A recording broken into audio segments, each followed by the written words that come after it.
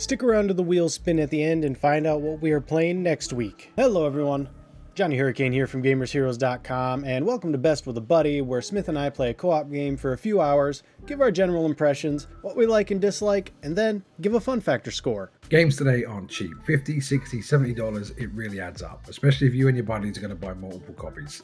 We're going to break down the best and worst of all things co-op, and today we're diving into For the King.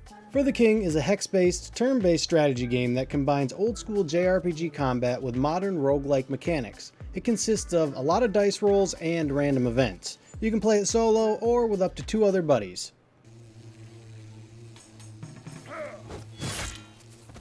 For the King is for roguelike and turn-based RPG fans. It is also for Dungeons & Dragons fans and fans of persistent and rewarding progression. For the King is for tactically challenging combat fans. The combat is fantastic.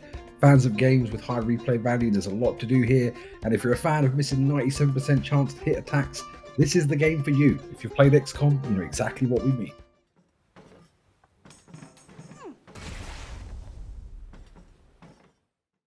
For the King is not for people with more than 2 gaming buddies. There's only 1 to 3 here, so if you've got a 4th, he's going to be sitting on the sidelines.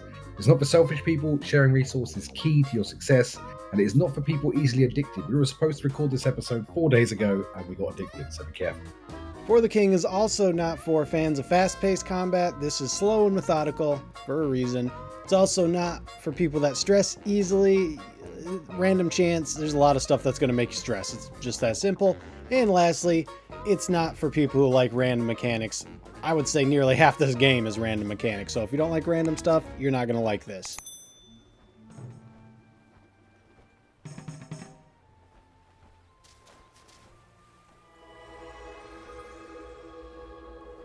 Now that we've gone over who the game is for and not for, let's take a deeper dive and look at the best and worst that For the King has to offer.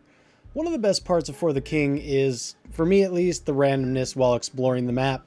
Basically, while you're exploring, all the little hexagons around you have question marks on them, and as you explore, they open up, and every now and then there'll be, enemies or events. For me, that's quite frankly one of the driving factors, is finding out what kind of events and what kind of loot I'm going to end up getting during the gameplay. Combat's fine, but mostly I'm looking for those special events that maybe one of my characters can handle, or one of Smith's character can handle, or something like that, so that we get a little bit of extra loot.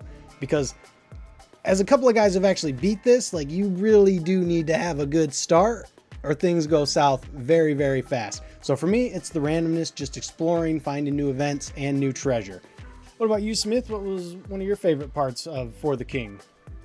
It's tough with this one, man. Usually I can pinpoint exactly. I love the combat, I love the exploration. I suppose if I was held over a barrel, it would probably be the progression of the rewards. I love roguelike games. It's something I've sort of grown to love over the last couple of years.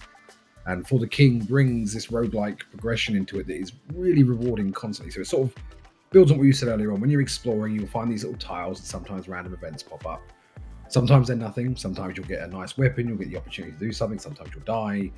But most of these events sort of go towards greater rewards. So if you find a certain event, you can unlock a new class. If you find another event, you can buy a weapon that can then appear in future campaigns. So you can keep progressing, and each campaign is different because you're unlocking new stuff, which is unlocking new events. So it makes the game almost fresh and new every time. Obviously, it's similar in some regard, but you're constantly unlocking stuff and constantly progressing with the currency that you keep between runs. And I think for me, that kept it fun and refreshing the entire time. It was great.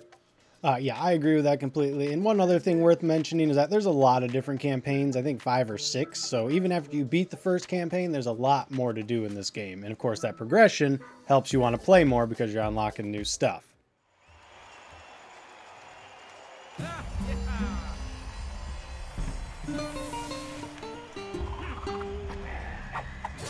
Now that we've talked about the best that For the King has to offer, let's talk about the worst that For the King has to offer. I'm going to kick it over to Smith to start us off. I struggled on the last bit, but this one is a no-brainer. It is the loot table. You are completely at the mercy of the random system. One of the game's best assets, but one of its biggest hindrances. As a fan of two-handed weapons, I will always use a two-handed greatsword in any game I can. D&D, RPG games, anything. If it's a two-handed sword, I will take it. So I pick the character with the highest strength for two-handed sword weapons, and then we play for 4 hours and don't find one. And then I switch to a different character that wants to use dual swords, and we play for 2.5 hours and don't find one. That gets really frustrating after a while. Most of the characters have dual stats, so you can specialize in multiple weapons, and the game sort of forces you to adapt, which is fun in a way. But sometimes I just want to get a giant claymore. That is not a lot to ask. What about you, Johnny? What's your worst part of the game? Well, I agree. That is probably the worst thing for randomness. I do like most of the randomness, but the loot table, like you said, is just...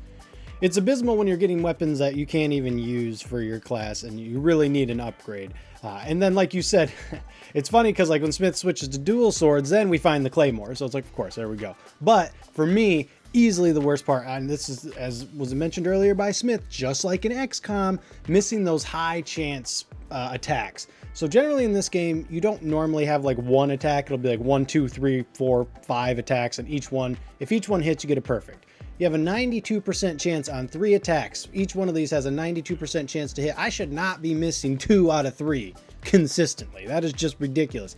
There is like a hidden percentage or something. I swear there has to be, just like XCOM, that when you launch an attack and it's supposed to hit 92, 92, 92, and it doesn't work. It is very, very, very frustrating because you get a kill, or you should be getting a kill that you don't get. And then you take more damage in a game where resources are very, very rare, especially heals.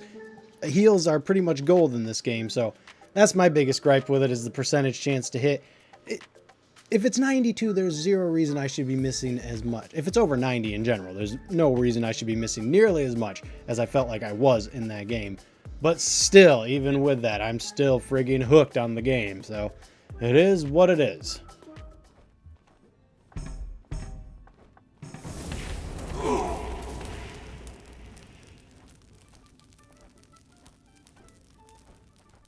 Before we get into our fun factor score, leave a comment down below and let us know if you've played For the King, and if you haven't, why not?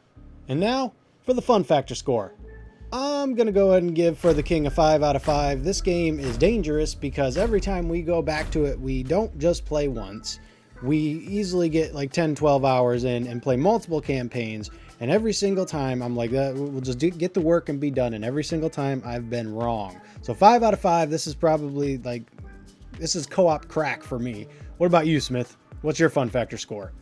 I think co-op crack is the perfect summary. This is getting a massive 5 out of 5 for me on the fun factor rating. I love this game. I'm addicted to it. The combat's great. The exploration's rewarding. 2 to 3 mates to play with. This game is just full of fun. If you're after a co-op experience with a good time, this is the game for you. Download it. This part's kind of pointless at this point, but Johnny, tell me, would you dive in and play For the King with a buddy again? Yeah, absolutely. If we didn't have more work to do, I'm pretty sure it's what we'd be doing after. We still might be just doing it right after this. So yeah, as you said, it's pretty much pointless, Smith, but would you dive in with a buddy and play For the King again? I'm ready. Let's edit this and go. Now, before we get to the wheel spin, Smith, what game do you not want it to be? You ask this question every episode. Every episode it's the same. I do not want to play Demon's Souls ever again. I don't know why it's on the wheel. Why can't we just take it off? And without further ado, let us get to the wheel spin.